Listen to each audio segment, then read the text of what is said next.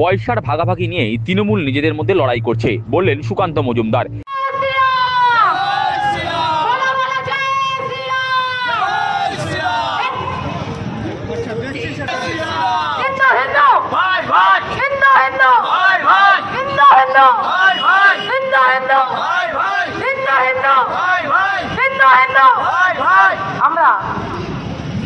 আমরা বিগত 7 মাস আগে দেখেছি আরজিকর হসপিটালে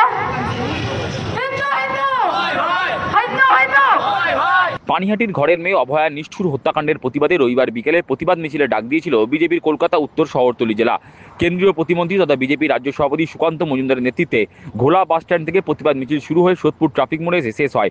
প্রতিবাদ মিছিলে যোগ দিয়ে সুকান্ত মজুমদার বলেন, পয়সার ভাগাভাগি নিয়ে তৃণমূল নিজেদের মধ্যে লড়াই করছে, পয়সার এই ভাগাভাগি নিয়েই খুনোখুনি হচ্ছে। নতুন কিছু নয়, আমরা দেখেছি মালদাতে এর আগে একজন কাউন্সিলর খুন হয়ে গেল।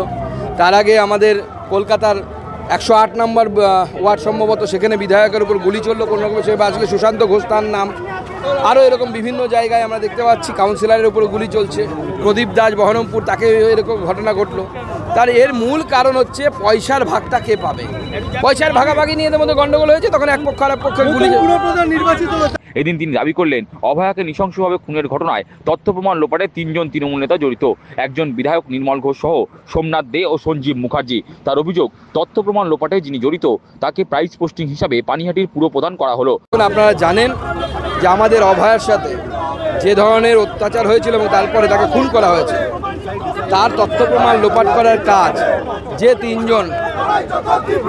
তিনজন তৃণমূল কংগ্রেস নেতা করেছিলেন, তাদের মধ্যে একজন হচ্ছে নির্মল ঘোষ, একজন হচ্ছে সোমনাথ দে এবং সঞ্জীব মুখোপাধ্যায়। আজকে সেই সোমনাথ দেকে প্রাইজ পোস্টিং দেওয়া হলো, পুরস্কার স্বরূপ পানিহাটি পৌরসভার চেয়ারম্যান ঘোষণা করা হলো।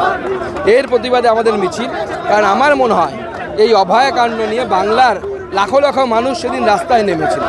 বাংলার মানুষ কেঁদেছিল সেদিন। বাংলার মানুষের সেন্টিমেন্টের সাথে, বাঙালি সেন্টিমেন্টের সাথে মমতা বন্দ্যোপাধ্যায় আজকে সত্যি কথা বলে কৌতুক করলেন, মজা করলেন, মকারি করলেন। তদন্তে নতুন দিশা দেখাবে কিনা এই প্রশ্নের উত্তরে সুকান্ত মজুমদার বলেন, তথ্য প্রমাণ যেভাবে লোপাট করা হয়েছে তাতে তদন্ত নতুন দিশা দেখানোর যথেষ্ট সন্দেহ রয়েছে। দেখুন, দিশা পাবে কিনা সেটা আদালত বলতে পারবে, কিন্তু আমি মানি যে কোনো তদন্ত তথ্য প্রমাণ ছাড়া চলতে পারে না। তথ্য প্রমাণ যেভাবে লোপাট করা হয়েছে, এবং আদালত সেটা বলেছে, এমনকি শিয়ালদা আদালতে সেই কথাগুলো লেখা আছে তাদের রায়। তো স্বাভাবিকভাবে সেই তথ্য প্রমাণ লোপাট হওয়ার পর কতটা দিশা খুঁজে পাওয়া যাবে আমার যথেষ্ট সন্দেহ আছে। এদিনের প্রতিবাদ মিছিলে হাজির ছিলেন বিজেপির কলকাতা উত্তর শহরতলি জেলা সভাপতি চণ্ডীচরণ রায়, আইনজীবী তথা বিজেপি নেতা কৌস্তব বাগচি, বিজেপি নেতা জয় সাহা প্রমুখ। এটাই তো মাননীয় পুরস্কার। আজকে আমার অভয়ার মা ঘরে বসে কান্না করছে, অভয়ার বাবা কন্যাশোকে হাহাকার করছে, তাকে কিছু করছে না। যে কাউন্সিলর এই দেহটাকে লোপাট করলো, তাকে পুরস্কৃত করলো। মাননীয়, আপনার রাজ্যের কিরকম খেলা?